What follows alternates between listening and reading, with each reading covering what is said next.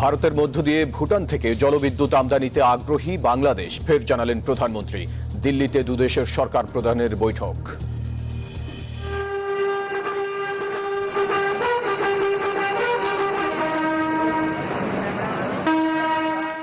विधि द्वारा स्थापित भारत के संविधान के प्रति सच्ची श्रद्धा और निष्ठा रखूंगा। তৃতীয় মেয়াদে দিল্লির মসনদে নরেন্দ্র মোদী, ক্যাবিনেটে রাজনাথ, অমিত শাহ, নাড্ডা সহ ৭২ জন। শপথ অনুষ্ঠানে শেখ হাসিনা সহ বিশ্ব নেতারা। বেনজিরের স্ত্রী সন্তানদের ২৪ জুন ফের দুদকে তলব। গায়েবী চিঠিতে সময় বেড়েছে বলছে বিএনপি। দুর্নীতিবাজদের ছাড় নয় বললেন আইনমন্ত্রী। বারিধারায় কনস্টেবলকে গুলির ঘটনায় অভিযুক্ত কাউসার ৭ দিনের রিমান্ডে। পূর্ববিরোধ নাকি উত্তেজনার বশে হত্যাকাণ্ড খতিয়ে দেখছে পুলিশ। এমপি আনার খুনের তদন্তে কলকাতায় ফের সিআইডির অভিযান। একাধিক হাড় উদ্ধার। ঢাকায় ৭ দিনের রিমান্ডে ঝিনাইদহ আওয়ামী লীগ নেতা। এবং টি-20 বিশ্বকাপে ভারতের বিপক্ষে ১২০ রানের টার্গেটে ব্যাট করছে পাকিস্তান। নাসিম রৌফের বোলিং তোপে ছন্ন ছড়া কোহলি, রোহিতরা।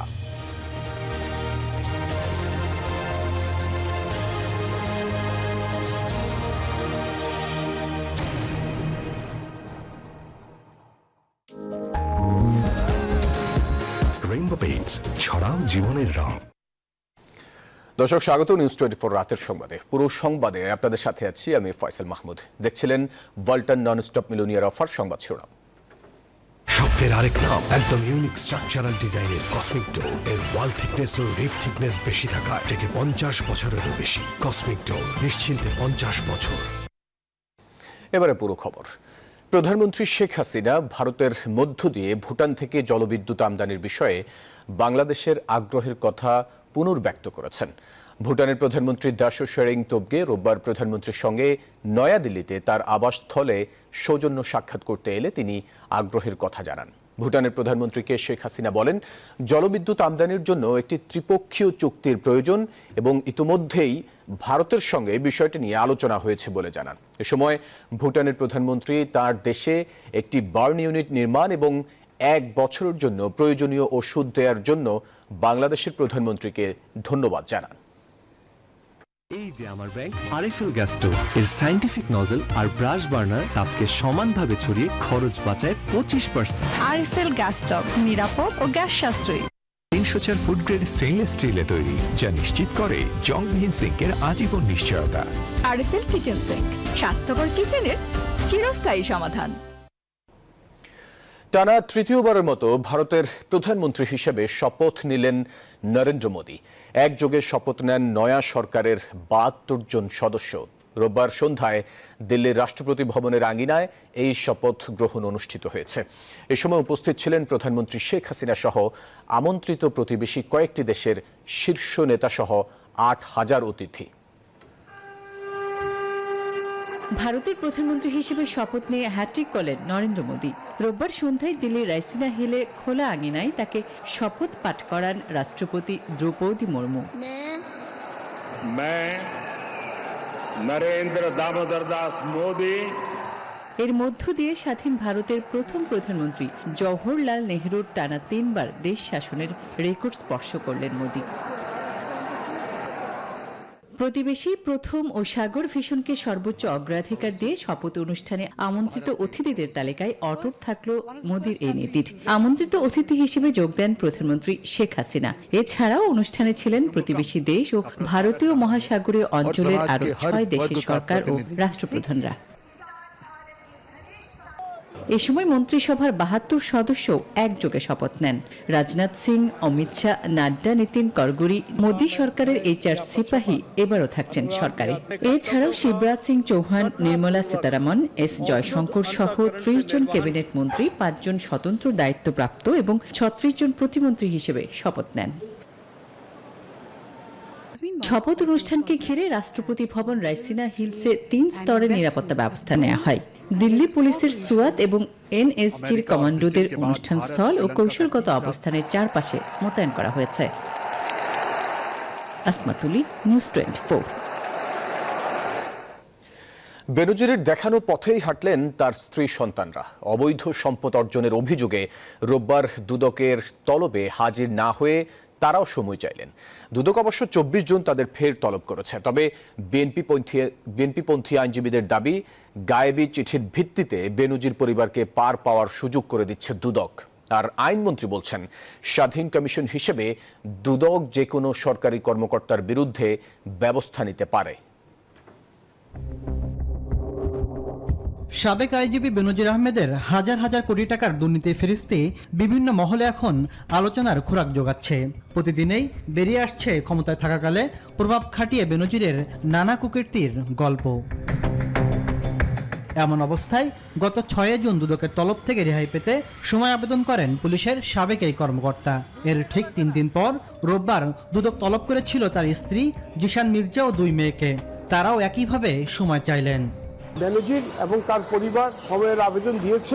এটা ইটস এ পার্ট অফ অনুসন্ধান, এটা অনুসন্ধানের অংশ বিশেষ। এখন যদি কেউ গায়েবী মন্তব্য করে সেখানে তো আমার বলার কিছু নেই। তবে সময় চেয়ে আবেদনের চিঠি নিয়ে তৈরি হয়েছে ধোঁয়াশা। আদৌ কোনো আইনজীবী আবেদন করেছেন কিনা তা স্পষ্ট নয় বলে অভিযোগ বিএনপিপন্থী এই আইনজীবীর। বলেন, সরকারি মদদে তাকে আড়াল করার চেষ্টা করা হচ্ছে। বেনজির সাহেব বর্তমানে যে দুর্নীতির অর্থনৈতিক লুটপাটের কথা আসছে, সেইগুলা আড়াল করার চেষ্টা করছে, সময় ক্ষেপণ করছে। যে কারণে আমরা দেখতে পাচ্ছি না যে আদৌ কোনো আইনজীবী তার পক্ষে সময় চেয়েছিল কিনা, চেয়ে থাকলে কোন গ্রাউন্ডে সময়টা চেয়েছে, সেই বিষয় কিন্তু জাতির কাছে স্পষ্ট না। আর আইনমন্ত্রী জানান, দুদক স্বাধীন কমিশন হিসেবে কাজ করছে। সরকারি চাকরিজীবীরা দুর্নীতি করলে কোনো রকম ছাড় পাবে না। অগাধ সম্পত্তির মালিক হন, তাদের কিন্তু এখন স্বাধীন অ্যান্টি করাপশন কমিশন তদন্ত করে বিচারের আওতায় আনেন। তো সেই ক্ষেত্রে যারা দুর্নীতি করতে অভ্যস্ত তারা বিচারের আওতায় আসবেন। দুদক সরকারি যে কোনো কর্মকর্তার অবৈধ সম্পদের খোঁজ করতে পারে বলেও জানান মন্ত্রী। দ্রুত নিষ্পত্তি করার জন্য। তাসলিম তৌহিদ, নিউজ 24, ঢাকা। এই ঈদে কনকা হাইকোর নির্দিষ্ট পণ্য কিনে ঘষা দিন স্ক্র্যাচ কার্ডে, জিতুন গোল্ড জুয়েলারি আর আকর্ষণীয় সব নিশ্চিত উপহার। 2024-25 অর্থ বছরের প্রস্তাবিত বাজেট প্রত্যাখ্যান করেছে বিএনপি। দলটির মহাসচিব বলেছেন, সরকার ও মাফিয়াদের মাঝে ভাগাভাগির ইজারাপত্র এই বাজেট। যদিও আওয়ামী লীগ সাধারণ সম্পাদক বলেছেন, রাঘব বোয়ালদের লুটপাট বন্ধ করতেই দেয়া হয়েছে এবারের বাজেট। তিনি বলেন, আওয়ামী লীগের আমলে দুর্নীতি করে কেউ পার পায় না। জাতীয় সংসদে বাজেট উত্থাপনের 3 দিন পর এ নিয়ে দলীয় অবস্থান জানাতে সংবাদ সম্মেলন ডাকে বিএনপি। দলটির চেয়ারপারসনের গুলশান কার্যালয়ে সেই সংবাদ সম্মেলনে বিএনপি মহাসচিব ছাড়াও অংশ নেন দলের শীর্ষ পর্যায়ের নেতারা। জনগণের পকেট কাটার দিকেই বেশি মনোযোগ দিয়েছে মাফিয়া সরকার। লিখিত বক্তব্যে মির্জা ফখরুল বলেন, বেনজির আজিজের মতো দুর্নীতিবাজদের সুযোগ দিতেই ঢালাওভাবে এই বাজেট দেওয়া হয়েছে। এই বাজেট বিএনপি প্রত্যাখ্যান করছে। দেশ আজ দেউলিয়াতে দ্বারপ্রান্তে উপনীত হয়েছে। এই বাজেট কল্পনার এক ফানুস। এই বাজেট ফোকলা অর্থনীতির উপর দাঁড়িয়ে আছে। প্রস্তাবিত বাজেট নিজেদের চুরি হালাল করা ধান্দাবাজির বাজেট। এই বাজেটের দেশে অর্থনৈতিকভাবে লুটপাটের পরিকল্পনা করা হয়েছে। আয়ের চেয়ে ব্যয় ধরা হয়েছে অনেক বেশি। রবিবার রাজধানীর বঙ্গবন্ধু এভিনিউ আওয়ামী লীগের এক যৌথ সভা অনুষ্ঠিত হয়। বৈঠক শেষে আওয়ামী লীগ সাধারণ সম্পাদক বলেন, বিএনপি আমলের লুটপাট থেকে দেশকে রক্ষা করেছেন প্রধানমন্ত্রী শেখ হাসিনা। বেগম খালেদা জিও বলেছে সাদা করেন, তাহলে তারা বেগম খালেদা জিয়া সাইদুর রহমান এখন মৃত মানুষ, মরহুম বলতে চাই না, তারাও তাহলে দুর্বৃত্ত। এই বাজেটটা করা হয়েছে রাঘব বোয়ালদের লুটপাট বন্ধ করার জন্য। বিএনপি যে লুটপাটের রাজত্ব সৃষ্টি করেছে এবং দেশকে ধ্বংসের দ্বার প্রান্তে নিয়ে গিয়েছিল। বিএনপির আমলে লুটপাটকারীদের বিচার না হওয়ার কথাও স্মরণ করিয়ে দেন সেতুমন্ত্রী ওবায়দুল কাদের। সেই অপরাধের জন্য শাস্তি কি তাদের পেতে হবে না? আরেফিন শাকিল, নিউজ 24, ঢাকা। কালো টাকা সাদা করতে বাজেটে প্রস্তাবিত কর কমিয়ে 5% করার দাবি জানিয়েছেন স্বতন্ত্র সংসদ সদস্য সোহরাবুদ্দিন। রোববার জাতীয় সংসদে 2023-24 অর্থ বছরের সম্পূরক বাজেটের উপর আলোচনায় তিনি বলেন, কর যত কমানো হবে তত বেশি টাকা প্রদর্শিত হবে। প্রদর্শিত আয়কে বৈধ প্রদর্শিত আয়কে প্রদর্শন সুযোগ দেওয়া হয়েছে 15%। এটা সরকারের এই যে পার্সেন্টেজটা, এই পার্সেন্টেজেও যথেষ্ট পরিমাণ টাকা প্রদর্শন হয় বলে আমি মনে করি না। আমি মনে করি এটাকে আরো অনেক কমানোর সুযোগ আছে। এটা যদি আমরা 5% করেন, সরকারের কিন্তু কোনো ক্ষতি নাই। এই টাকা, প্রচুর টাকা বাংলাদেশের মানুষের হাতে, যদি যত কম করবেন পার্সেন্টেজ, তাইলে বিপুল পরিমাণ ট্যাক্স অনাদায়ী টাকা আপনার প্রকাশ হবে এবং দেশের অর্থনীতিতে বিনিয়োগের সহায়ক হবে। সহকর্মীর গুলিতে কনস্টেবল মনিরুলের মৃত্যুর ঘটনায় অভিযুক্ত কাউসারকে 7 দিনের রিমান্ডে নিয়েছে পুলিশ। তবে কি কারণে গুলশান বারিধারা কূটনৈতিক এলাকায় এমন হত্যাকাণ্ড তা নিয়ে পরিষ্কার নয়। পুলিশ বলছে, কাউসারকে নিয়ে আরও জিজ্ঞাসাবাদ করা হবে। খতিয়ে দেখা হচ্ছে তাদের মধ্যে কোনো বিরোধ ছিল কিনা। এক পুলিশ কনস্টেবলের গুলিতে আরেক পুলিশ কনস্টেবল সহকর্মীর মৃত্যু, তাও আবার গুলশান বারিধারার কূটনৈতিক এলাকায়। সিসিটিভির ফুটেজে দেখা যায় শনিবার রাত প্রায় 12:15 ফিলিস্তিন দূতাবাসের সামনে অবস্থিত পুলিশ বুথে কনস্টেবল কাউসার ও মনিরুলের মধ্যে কিছু একটা নিয়ে তর্ক চলছে। এক পর্যায়ে হঠাৎ একটি খাতা ছুঁড়ে মেরে গুলি করে বসে কাউসার। সঙ্গে সঙ্গে মাটিতে লুটিয়ে পড়ে কনস্টেবল মনিরুল ইসলাম। উঠে দাঁড়ানোর চেষ্টা করলে আবারও কয়েক রাউন্ড গুলি করে কাউসার। এ ঘটনায় আহত জাপান অ্যাম্বাসেডরের গাড়ি চালক সাজ্জাদ হোসেনের অবস্থা স্থিতিশীল বলে জানিয়েছে ইউনাইটেড হাসপাতাল। একই সাথে তার চিকিৎসার খরচ পুলিশকে বহন করার দাবি পরিবারের। এই ইউনাইটেড হসপিটালে বিয়ার করার মতন কোনো অ্যাবিলিটি নেই। পেশেন্ট এখন পর্যন্ত স্টেবল আছে। সার্জারি করার পরেই আমরা আসলে বলতে পারবো যে তার ফাইনালি কি হবে। তবে হঠাৎ নিজ সহকর্মীর উপর কেন এমন গুলির ঘটনা, পুলিশ এখনো স্পষ্ট তথ্য দেয়নি। যদিও ধারণা করা হচ্ছে, ডিউটিতে প্রায়ই দেরিতে আসায় তাকে কারণ দর্শানোর কাগজ দেখাচ্ছিল মনিরুল। সে সময় ক্ষিপ্ত হয় কাউসার, যা সিসিটিভির ফুটেজও কিছুটা ধারণা দেয়। তবে গুলশান বিভাগের উপ পুলিশ কমিশনার বলছে, রিমান্ডে জিজ্ঞাসাবাদে প্রকৃত কারণ বেরিয়ে আসবে।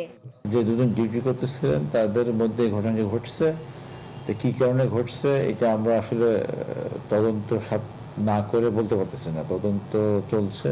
উত্তেজনার মধ্যে ঘটতে পারে গুলির ঘটনা বলে ধারণা ডিএমপির অতিরিক্ত কমিশনারের। এ ঘটনায় পুলিশ সদস্যদের কাউন্সিলিং করার কথা ভাবা হচ্ছে বলেও জানান তিনি।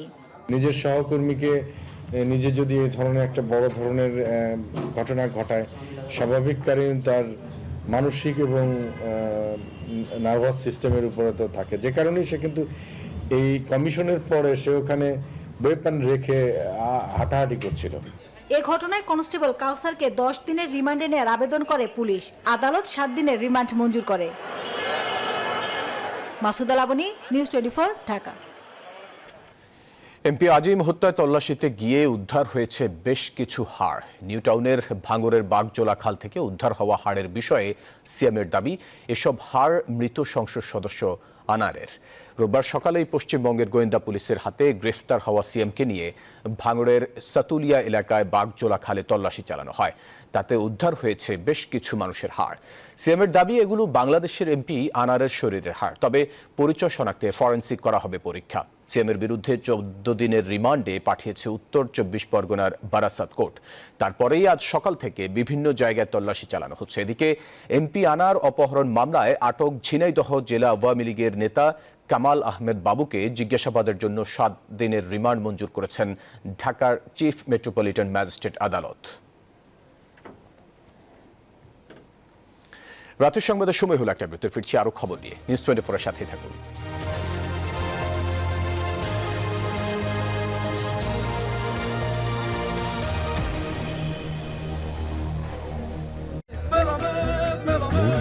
স্বাদে করা বেলামে New Zealand Dairy, excellence in quality.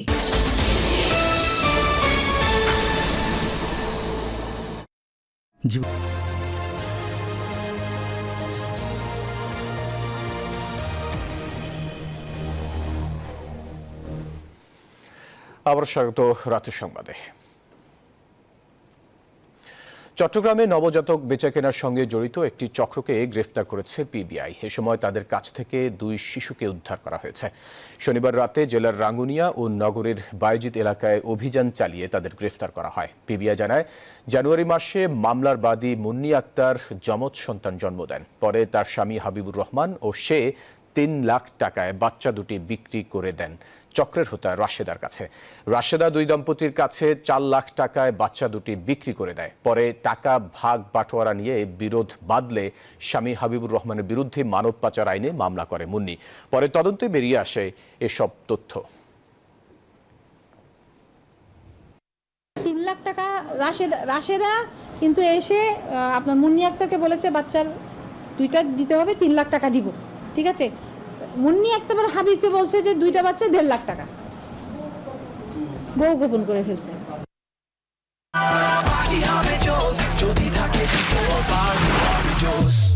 Paprika R Mexican মশলার মাইন্ড ব্লাস্টিং ফ্লেভারের ডিটোস পার্টি হবে জোস যদি থাকে ডিটোস। দেশের উন্নয়নে মেধা ও উদ্ভাবনী শক্তির বিকল্প নেই বলে জানিয়েছেন কারিগরি শিক্ষা অধিদপ্তরের পরিচালক ও অতিরিক্ত সচিব AYM জিয়াউদ্দিন আল মামুন। রোববার ময়মনসিংহে আয়োজিত স্কিলস ও ইনোভেশন প্রতিযোগিতা এবং পুরস্কার বিতরণী অনুষ্ঠানে প্রধান অতিথির বক্তব্যে তিনি কথা জানান। শিক্ষা মন্ত্রণালয়ের কারিগরি ও মাদ্রাসা শিক্ষা বিভাগের কারিগরি শিক্ষা অধিদপ্তরাধীন accelerating and strengthening skills for economic transformation ASSET প্রকল্পের সহায়তায় ময়মনসিংহে এই অনুষ্ঠান আয়োজিত হয়। নুডলস খান নাই? তাহলে তো নুডলসই খান নাই। নুডলস খান নাই তো নুডলসই খান নাই। এবারে ফার্স্ট সিকিউরিটি ইসলামী ব্যাংক PLC অর্থ বাণিজ্য সংবাদ।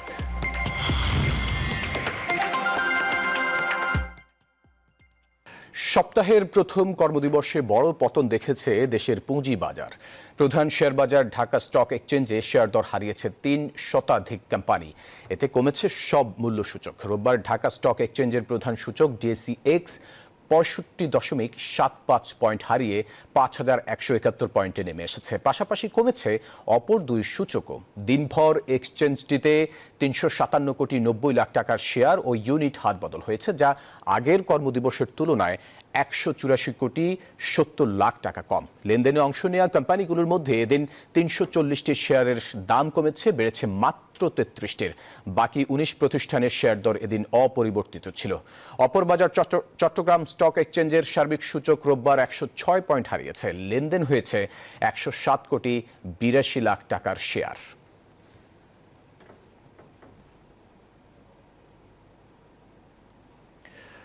মানুষের উপকারে আসে এমন জনবান্ধব প্রকল্প গ্রহণে সংশ্লিষ্ট কর্মকর্তাদের প্রতি আহ্বান জানিয়েছেন অর্থমন্ত্রী আবুল হাসান মাহমুদ আলী। বলেন, শুধু আইন প্রয়োগ করে দুর্নীতি রোধ করা যাবে না, এর জন্য রাষ্ট্রীয় ও সামাজিক আন্দোলন গড়ে তুলতে হবে। আমাদেরকে এমন উন্নয়ন প্রকল্প এবং সামাজিক কর্মসূচিতে বিনিয়োগ করতে হবে যা জনগণের উপকারে আসে। সরকারি কর্মচারীদের সততা, কর্মনিষ্ঠতা, কাজের স্বচ্ছতা, জবাবদিহিতা এবং নৈতিকতা সম্মিলিতভাবে প্রয়োগ নিশ্চিত করার মাধ্যমে অগ্রগতি কার্যকরভাবে এবং ন্যায়সঙ্গতভাবে অর্জন করা সম্ভব হবে। এবার আন্তর্জাতিক সংবাদ।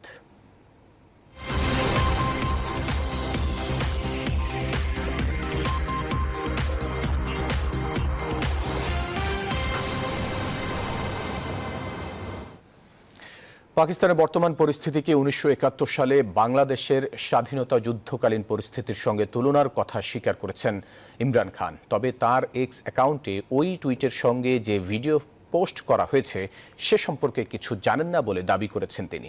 গত শুক্রবার রাওয়ালপিন্ডির আদিয়ালা কারাগারে এক শুনানির সময় সাংবাদিকদের ইমরান খান কথা বলেন। বর্তমানে ইমরান খানের বিরুদ্ধে তোষাখানা দুর্নীতি মামলার শুনানি চলছে।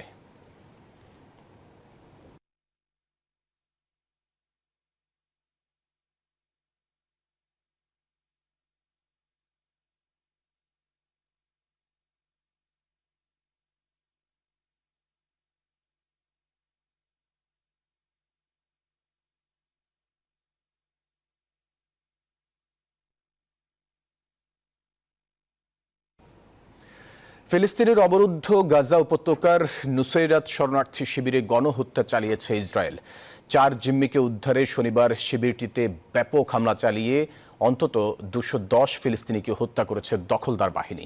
আহত হয়েছে অন্তত 4 শতাধিক। এদিকে হামাসের হাতে আটক বাকি জিম্মিদেরও উদ্ধারের অঙ্গীকার করেছেন যুদ্ধবাজ প্রধানমন্ত্রী বেনিয়ামিন নেতানিয়াহু। নিজেদের জিম্মি মুক্তি ও শত্রুকে পরাস্ত করতে মানবিকতা সম্পূর্ণ হারিয়ে ফেলেছে ইসরায়েল। শনিবার অবরুদ্ধ গাজায় আকাশ, স্থল ও সমুদ্রপথে তীব্র হামলায় একদিনে 2 শতাধিক ফিলিস্তিনিকে হত্যা করল দখলদার বাহিনী। নুসৈরাত শরণার্থী শিবির সহ অঞ্চলটির বিভিন্ন স্থানে হামলায় আহত হন 4 শতাধিক মানুষ। এ হামলা যুদ্ধক্লান্ত বাস্তুচ্যুত জনগোষ্ঠীর মধ্যে ছড়িয়ে দিচ্ছে আতঙ্ক। এদিন অভিযান চালিয়ে হামাসের হাতে আটক 4 জিম্মিকে উদ্ধার করে ইসরায়েলি সেনাবাহিনী। তাদের সাথে দেখা করেন দেশটির প্রধানমন্ত্রী বেনিয়ামিন নেতানিয়াহু।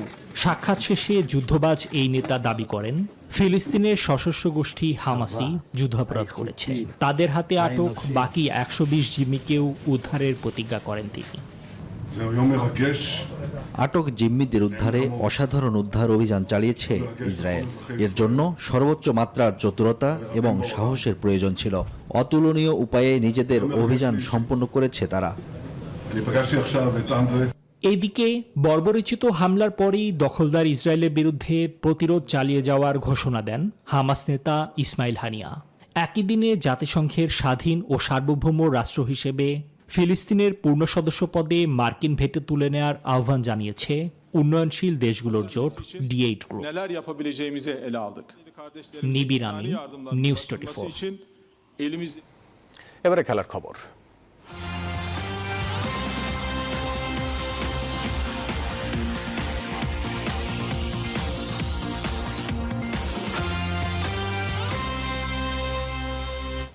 টি-20 হাই ভোল্টেজ ম্যাচে পাকিস্তানকে 120 রানের টার্গেট দিয়েছে ভারত। জবাব দিতে নেমে শেষ খবর পাওয়া পর্যন্ত পাকিস্তানের সংগ্রহ 1 উইকেটে 33 রান। এর আগে নিউ ইয়র্কের নাসাউ ক্রিকেট স্টেডিয়ামে টস হেরে ব্যাট করতে নেমে পাকিস্তানি বোলারদের তোপের মুখে মাত্র 119 রানে অল আউট হয় ভারত। এই ম্যাচে নিজেদের ব্যাটিং প্রতিভা দেখাতে পারেনি বিরাট কোহলি, আউট হয়েছেন মাত্র 4 রানে। রোহিত শর্মাও মাঠ ছাড়েন মাত্র 13 রান করে। তবে 3 বার জীবন পাওয়া ঋষভ পান্টের ব্যাট থেকে আসে 42 রানের ইনিংস। হ্যারিস স্টোভ ও নাসিম শাহ শিকার করেন 3টি করে উইকেট, 2টি শিকার করেন মোহাম্মদ আমির। 1 উইকেট পান শাহিন শাহ আফ্রিদি।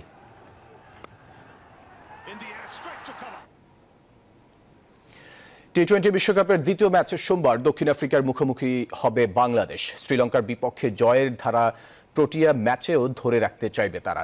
উইনিং কম্বিনেশনও ভাঙতে চাইবে না দলটি। এদিকে টানা 2 জয়ের সুপার 8-এর পথ মসৃণ করা দক্ষিণ আফ্রিকাও চাইবে জয়ী হতে।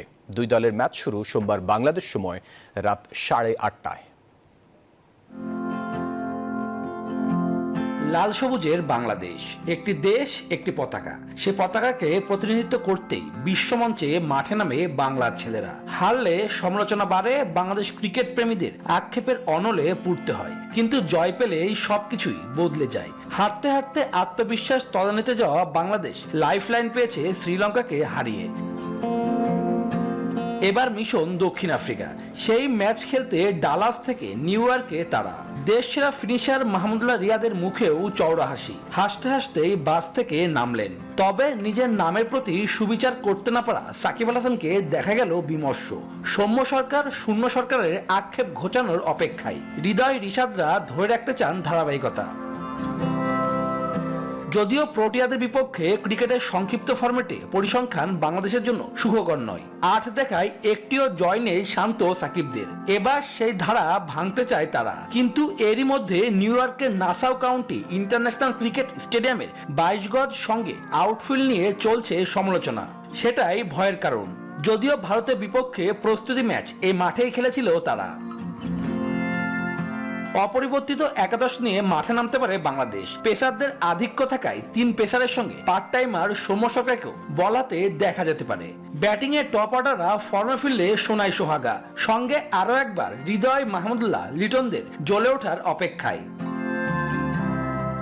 গ্রুপ পর্বে টানা 2 জয়ে সুপার 8-এর পথে অনেকটাই এগিয়ে গেছে দক্ষিণ আফ্রিকা। এবার জয়ের ধারাবাহিকতাও ধরে রাখতে চাইবে তারা। প্রোটিয়াদের বোলিং লাইন আপও রয়েছে দারুণ ছন্দে, ব্যাটাররাও প্রয়োজনের দিনে জ্বলে উঠতে পারে। টি-20 ক্রিকেটে ছোট দল বড় দল বলে কিছুই নেই। ম্যাচ ডেতে যারা ভুল কম করবে তারাই বিজয়ের হাসি হাসবে। এবার দেখার অপেক্ষায় দু দলের মাঠের লড়াই। শুভদেবনাথ, নিউজ 24। দর্শক, ছিল নিউজ 24 রাতের সংবাদে। আরো সংবাদ ও বিশ্লেষণ জানতে ভিজিট করুন news24bd.tv-তে। এতক্ষণ সাথে থাকায় ধন্যবাদ সবাইকে।